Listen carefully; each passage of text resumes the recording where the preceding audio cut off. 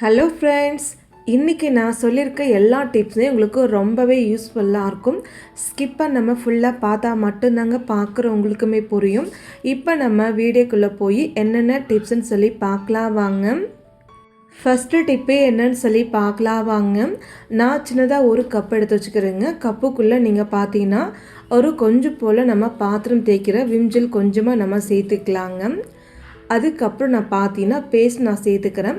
நீங்கள் எந்த tooth paste use பண்ணுறீங்களோ அது கொஞ்சம் போல் மட்டும் நீங்கள் கப்புக்குள்ளே சேர்த்துக்கோங்க. அதுக்கப்புறம் நம்ம கொஞ்சமாக தண்ணி சேர்த்துக்கலாங்க. கை வச்சு நல்லா நம்ம மிக்ஸ் பண்ணிக்கலாங்க. பாருங்கள், இது போல் நமக்கு விம்ஜெல்லு பேஸ்ட்டு நமக்கு நல்லாவே மிக்ஸ் ஆகி வரணும். இது போல் நல்லா நம்ம மிக்ஸ் பண்ணி எடுத்து வச்சுக்கலாங்க. இப்போ நமக்கு சொல்யூஷன் ரெடி ஆகிடுச்சுங்க. இந்த சொல்யூஷன் எதுக்காகன்னு சொல்லி பார்க்கலாம் வாங்க. நம்ம வீட்டு கேஸ் அடுப்பில் நீங்கள் பார்த்தீங்கன்னா எண்ணெய் பிசுக்கு, டீ கரை, அழுக்கு கரை, எந்த கரையாக இருந்தாலுமே இந்த மாதிரி நீங்கள் சொல்யூஷன் ரெடி பண்ணி வச்சுக்கோங்க. சூப்பராக க்ளீன் பண்ணிக்கலாங்க. ஃபஸ்ட்டு நம்ம சமைச்சு முடிச்சதுக்கப்புறம் கேஸ் மேலே இருக்கக்கூடிய ஸ்டாண்ட் எல்லாமே நம்ம ரிமூவ் பண்ணிக்கலாம். இந்த அடுப்பு மேலே பாருங்கள், அங்கங்கே லைட்டாக கரை இருக்குங்க. அது மட்டும் இல்லாமல் எண்ணெய் பிசுக்கு அதிகமாகவே இருக்குங்க. அதுக்கு நம்ம கரைச்ச சொல்யூஷன் எடுத்து வச்சுக்கலாங்க.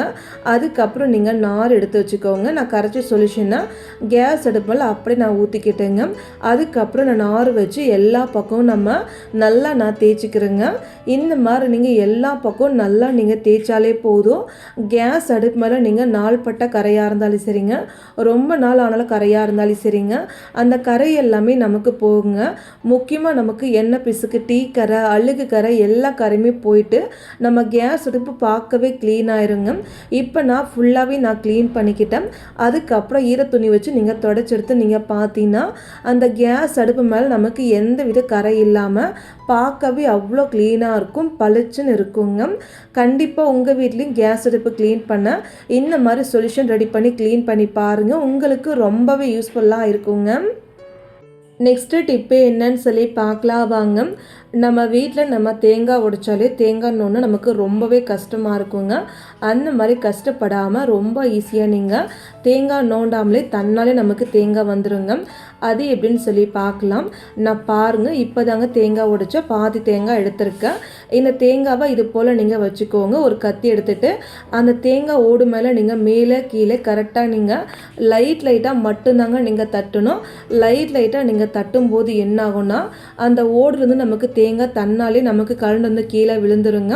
இப்போ நான் வீடியோவில் காமிக்கிறேன், நீங்களே பாருங்கள் எந்த அளவுக்கு ஈஸியாக தேங்காய் ஃபுல்லாகவே நமக்கு தனியாக வருதுன்னுட்டு.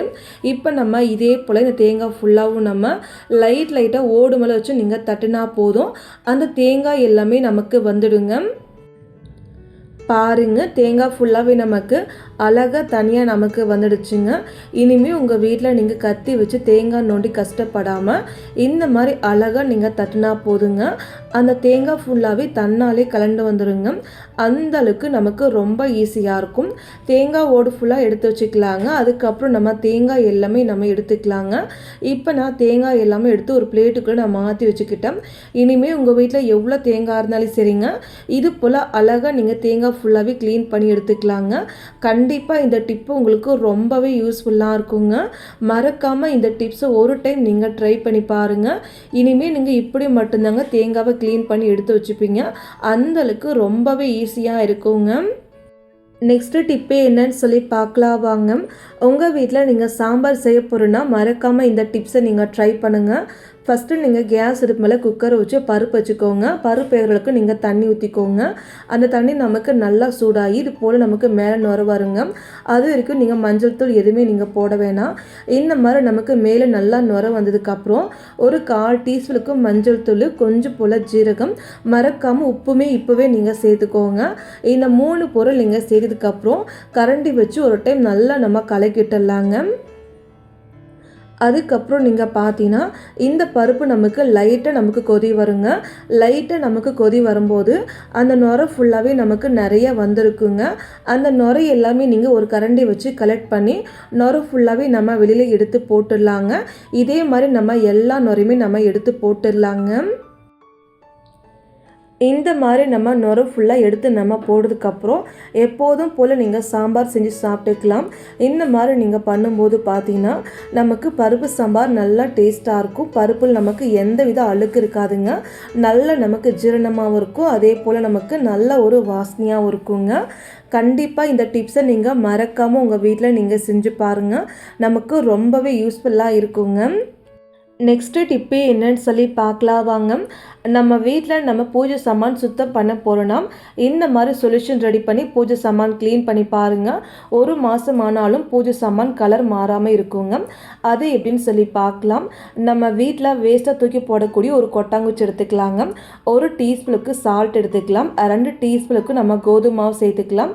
1/2 டீஸ்பூனுக்கு நம்ம சமையல் சோடா சேர்த்துக்கலாம். நான் இது கூடவே சபினா பவுடர் சேர்த்துருக்குங்க. உங்கள் வீட்டில் இருந்தால் நீங்கள் சேர்த்துக்கோங்க. ஒருவேளை சபினா பவுடர்லாம் அதுக்கு பதிலாக நீங்கள் விஞ்சல் நீங்கள் சேர்த்துக்கலாம். அதுக்கப்புறம் தண்ணி ஊற்றி நல்லா நம்ம இது போல் திக்காக நம்ம கரைச்சி எடுத்துக்கலாங்க. அதுக்கப்புறம் நம்ம பூஜை சாமான் எடுத்து வச்சுக்கலாங்க. பூஜை சாமான் க்ளீன் பண்ண நீங்கள் தேங்காய் நார் எடுத்துக்கலாங்க. தேங்காய் நார் எடுத்துன்னா தண்ணிக்குள் நல்லா நனைச்சி வச்சுருக்குங்க. அதுக்கப்புறம் நம்ம கரைச்சி கோதுமை சொல்யூஷன் தொட்டுட்டு அந்த பூஜை சாமான் மேலுமே நல்லா நீங்கள் தேய்ச்சிக்கோங்க. இந்த மாதிரி நீங்கள் தொட்டு தேங்காய் நார் வச்சு நீங்கள் தேய்க்கும் போது பூஜை சாமானில் நமக்கு என்ன பிசுக்காக இருந்தாலும் சரி, அழுக்கு இருந்தாலும் சரிங்க, எல்லாமே நமக்கு போயிடுங்க. இப்போ நான் தேய்ச்சிருக்க பாருங்கள். இதே போல் நம்ம வச்சுருக்க பூஜை சாமான் ஃபுல்லாகவே நல்லா நம்ம தேய்ச்சி எடுத்துக்கலாங்க. அவள் தான் பாருங்கள், எல்லா பூஜை சாமானுமே அழகாக நம்ம தேய்ச்சி க்ளீன் பண்ணியாச்சுங்க. இந்த மாதிரி நீங்கள் தேய்ச்சி க்ளீன் பண்ணதுக்கப்புறம் அந்த கொட்டாங்குச்சி தேங்காய் நார் ஃபுல்லாகவே நம்ம எடுத்துக்கலாங்க. நம்ம கரைச்ச சொல்யூஷன் ஃபுல்லாகவே நம்ம தேய்ச்சி க்ளீன் பண்ணதுக்கப்புறம் தண்ணி ஊற்றி நல்லா நம்ம வாஷ் பண்ணிக்கலாங்க. தண்ணி ஊற்றி எப்போதும் போல் நீங்கள் வாஷ் பண்ணிட்டு நீங்கள் பார்த்தீங்கன்னா அந்த பூஜை சாமான் நமக்கு நல்லா பளிச்சுன்னு இருக்குங்க. இப்போ நான் பாருங்கள், இந்த பூஜை சாமான் ஃபுல்லாகவும் தண்ணி ஊற்றி 1 டைம் 2 டைம் நல்லா நான் வாஷ் பண்ணிவிட்டு காமிக்கிறேன். பாருங்கள், பூஜை சாமான் ஃபுல்லாகவே நல்லா நம்ம க்ளீன் பண்ணி எடுத்தாச்சுங்க. பார்க்கவே க்ளீனாக இருக்கும். இந்த மாதிரி க்ளீன் பண்ணி பாருங்கள். ஒரு மாதம் ஆனாலும் பூஜை சாமான் கருத்து போகாமல் நமக்கு நல்லா பளிச்சுன்னு இருக்கும். கண்டிப்பாக இந்த டிப்ஸை நீங்கள் செஞ்சு பாருங்கள். நெக்ஸ்ட்டு டிப்பு என்னன்னு சொல்லி பார்க்கலாம் வாங்க. நம்ம வீட்டில் மேட்டு எவ்வளோ அழுக்காக இருந்தாலும் சரிங்க, துவைக்காமலே 5 நிமிஷத்துக்குள்ளேயே பளிச்சுன்னு மாறிடுங்க. அது எப்படின்னு சொல்லி பார்க்கலாம். ஒரு பக்கெட்டில் தண்ணி எடுத்துக்கலாங்க. 1/4 பக்கெட் அளவுக்கு தண்ணி எடுத்துருக்கேன். அதுக்கப்புறம் துணிக்கு சேர்க்கக்கூடிய துணி லிக்விடுங்க. ஒரு மூடி மட்டும் நீங்கள் ஊற்றிக்கோங்க.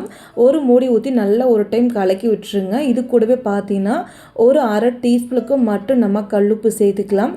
அதுக்கப்புறம் கை வச்சு நல்லா நம்ம கலந்து விட்டுடலாங்க. இந்த மாதிரி நீங்கள் கலந்து விட்டதுக்கப்புறம் நமக்கு நல்லா நுரை வந்துடுங்க. நம்ம சேர்த்துருக்க அந்த லிக்விடு உப்புக்கள் நல்லா நமக்கு கரைஞ்சி போகணுங்க. நல்லா நம்ம கரைஞ்சி போனதுக்கப்புறம் எவ்வளோ அழுக்கான மேட்டாக இருந்தாலும் சரிங்க, நீங்கள் தண்ணி உள்ளுக்குள்ளே சேர்த்துக்கோங்க. நான் பார்த்தீங்கன்னா மொத்தமாகவே 2 மேட்டை போல் சேர்த்துருக்குங்க. 2 மேட்டுமே நம்ம தண்ணிக்குள்ளே சேர்த்துக்கலாங்க. இந்த மாதிரி நீங்கள் தண்ணி உள்ளுக்குள்ளே நீங்கள் சேர்த்ததுக்கப்புறம் பார்த்தீங்கன்னா கை வச்சு ஒரு டைம் நீங்கள் மேட்டு ஃபுல்லாகவும் நீங்கள் இது போல் நீங்கள் திருப்பி நீங்கள் போட்டுக்கோங்க. இந்த மாதிரி நீங்கள் போடும்போதே பார்த்தீங்கன்னா இந்த அழுக்கு எல்லாமே நமக்கு வெளியே வருங்க. இந்த மாதிரி ஒரு டைம் நல்லா நீங்கள் பண்ணிவிட்டு ஒரு 2லேருந்து 3 நிமிஷம் போல் மட்டும் ஊற வச்சுக்கோங்க. அதுக்கப்புறம் நீங்கள் பார்த்தீங்கன்னா இந்த நுரை ஃபுல்லாகவே நமக்கு அடங்கியிருக்கும். அந்த தண்ணியில் இருக்கிற அழுக்கெல்லாம் பாருங்கள் எந்த அளவுக்கு நமக்கு வந்திருக்கு. அந்த மேலே இருக்கக்கூடிய அழுக்கு ஃபுல்லாகவே நமக்கு வந்திருக்குங்க. 2-3 நிமிஷம் கழிச்சு நீங்கள் பார்த்தீங்கன்னா இது போல் கை வச்சு மேட் எல்லாமே திருப்பி நீங்கள் விட்டிங்கன்னா அந்த மேட்டில் நமக்கு இன்னமும் அழுக்கு இருந்தாலுமே அந்த அழுக்கு ஃபுல்லாகவே நமக்கு வந்துடுங்க. இப்போ நான் பாருங்கள் மேட்டு ஃபுல்லாகவும் இது போல் நல்லா நான் திருப்பி நான் விட்டுக்கிட்டேங்க. அதுக்கப்புறம் நம்ம ஒவ்வொரு மேட்டை எடுத்துக்கலாங்க. இந்த மேட்டெல்லாம் நீங்களே பாருங்கள், போடும்போது எவ்வளோ அழுக்காக இருந்துச்சு. இப்போ நமக்கு அந்த மேட்டு மேலே அழுக்கு எதுவுமே இல்லைங்க. எல்லா அழுக்குமே நமக்கு தண்ணிக்குள்ளே போயிடுச்சுங்க. இப்போ நம்ம இந்த மேட்டு ஃபுல்லாகவே எடுத்தாச்சுங்க. இந்த அழுக்கு தண்ணி நீங்கள் கீழே ஊற்றிட்டு மறுபடியும் நீங்கள் 2-3 டைம் தண்ணி ஊற்றிக்கோங்க. லாஸ்ட்டு தண்ணியில் கொஞ்சமாக நீங்கள் டெட்டாலோ இல்லை கம்போர்ட்டை சேர்த்து மறுபடியும் நம்ம மேட்டு ஃபுல்லாகவும் நல்லா நம்ம அழைச்சி எடுத்துகிட்டு நீங்கள் பார்த்தீங்கன்னா தெரியும். அந்த மேட்டு பார்க்கவே அவ்வளோ க்ளீனாக இருக்குங்க. நமக்கு மேட்டு உள்ளுக்குள்ளே ஒரு மாதிரி கெட்ட வாடை இருக்கு இல்லையா, அந்த வாடை எல்லாமே போயிடும். மேட்டு பார்க்கவே நல்லா பளிச்சுன்னு இருக்கும். அதே சமயம் நமக்கு வாசனையாகவும் இருக்குங்க. இப்போ நம்ம மேட்டு ஃபுல்லாகவும் நல்லா நம்ம வாஷ் பண்ணி எடுத்து காய போட்டுக்கலாங்க. இந்த மாதிரி உங்கள் வீட்டில் மேட்டை க்ளீன் பண்ணி பாருங்கள். கை வலிக்க கால் வலிக்க மேட்டு க்ளீன் பண்ணாமல் இது போல் நீங்கள் ஊற வச்சு அழைச்சி போட்டாலே போதும். மேட்டு பார்க்கவே அவ்வளோ க்ளீனாக இருக்கும். கண்டிப்பாக உங்கள் வீட்டில் நீங்கள் ட்ரை பண்ணுங்கள். ஓகே ஃப்ரெண்ட்ஸ், இந்த டிப்பு இந்த வீடியோ உங்களுக்கு ஏதாச்சும் யூஸ்ஃபுல்லாக இருக்குது நீங்கள் நினச்சின்னா மறக்காமல் லைக் பண்ணுங்கள், சப்ஸ்கிரைப் பண்ணுங்கள், ஷேர் பண்ணுங்கள். மறக்காமல் நீங்களும் ட்ரை பண்ணுங்கள். Thank you friends. நாளைக்கு பார்க்கலாங்க.